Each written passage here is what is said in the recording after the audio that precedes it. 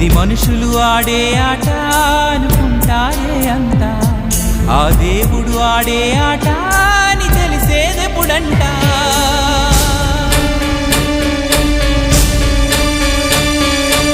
అయ్యో ఈ ఆటకి అంతే లేదుగా, అయినా లోకానికి అలుపే రాదుగా.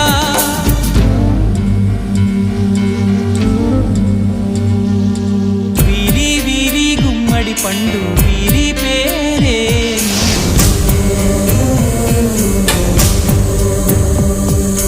దాగుడు మూతల దండా కోరు వీరి పేరే.